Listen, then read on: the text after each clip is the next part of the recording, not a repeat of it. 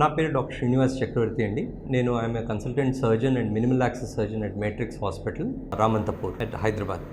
ఇప్పుడు ఈ వీడియోస్లో కొన్ని కామన్ సర్జికల్ ప్రాబ్లమ్స్ అండ్ అవి ఏంటి, ఎట్లా ఉంటాయి, వాటి ట్రీట్మెంట్ ఆప్షన్స్ ఏంటి మనం విందాం. ఇప్పుడు సర్జికల్ అవుట్ పేషెంట్లో రెగ్యులర్గా కామన్గా చూసే ఒక ప్రాబ్లం ఏంటంటే హర్నియా అంటే పేగు జారడం అండి. చాలా కామన్గా వింటూ ఉంటాము, నాకు హర్నియా అయింది, నాకు హర్నియా వచ్చింది ఇది అని. అంటే అసలు ఏంటి హర్నియా అంటే ఏంటి? హర్నియా అంటే ఒక మన పొట్ట లోపల ఉండే పేగు కానీ ఒమెంటం కానీ ఎప్పుడైనా ఒక చిన్న డిఫెక్ట్లోంచి, ఒక పొటెన్షియల్ డిఫెక్ట్ అబ్డోమెన్ ఏరియాలో ఒక వీక్ పాయింట్లోంచి అది బయటికి వచ్చింది అంటే దాన్ని హర్నియా అని అంటాం. సో ఈ హర్నియా ఎక్కడెక్కడ రావచ్చు? చాలా కామన్గా మగవాళ్ళల్లో మనం గజ్జల్లో అంటే గ్రాయిన్లో హర్నియా అనేది చూస్తూ ఉంటాం. అది కుడివైపు అవ్వచ్చు, ఎడం వైపు అవ్వచ్చు, లేకపోతే రెండు వైపులా కూడా ఉండొచ్చు. అట్లానే బెల్లీ బటన్ దగ్గర, బొడ్డు దగ్గర అక్కడ కూడా మనకి హర్నియా వచ్చే అవకాశాలు ఉంటాయి. ఇట్లానే కాకుండా కొన్నిసార్లు ఒక ఆపరేషన్ అయిందనుకోండి పొట్ట మీద, ఆ ఆపరేషన్ స్కార్లోంచి కూడా మనకి పేగు బయటికి రావడం అనేది చూస్తాం. అంటే దాన్ని ఇన్సిషనల్ హర్నియా అని అంటాం.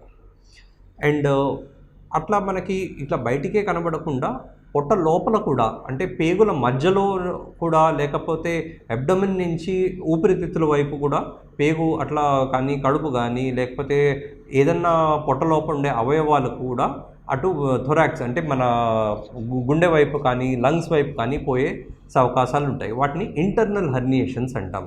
లైక్ మనకి డయాఫ్రమాటిక్ హర్నియా ఉంటుంది, లేకపోతే హయాటస్ హర్నియా అని ఉంటుంది, అండ్ ఇంటర్నల్ హర్నియేషన్ పేగులో పేగు మడతపడడం అనేది ఉంటుంది.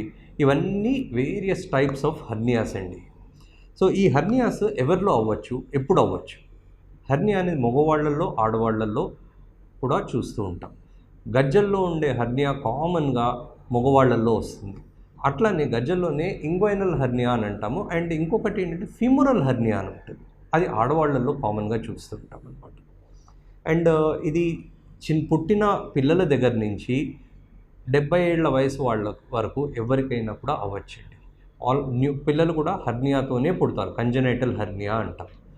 అండ్ పెద్దవాళ్ళల్లో, మగవాళ్ళల్లో 70 ఏళ్ల తర్వాత ఈ ప్రాస్టేట్ ప్రాబ్లం తర్వాత రెండు వైపులా గజ్జల్లో హర్నియాలు కూడా వస్తూ ఉంటాయి అన్నమాట.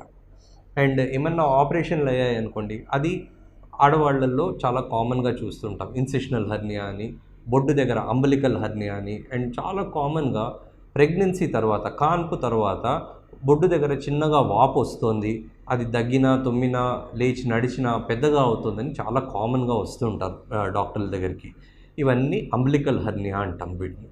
సో ఇవి కూడా చాలా కామన్గా ఆడవాళ్ళల్లో పోస్ట్ ప్రెగ్నెన్సీ చూస్తూ ఉంటాం అన్నమాట.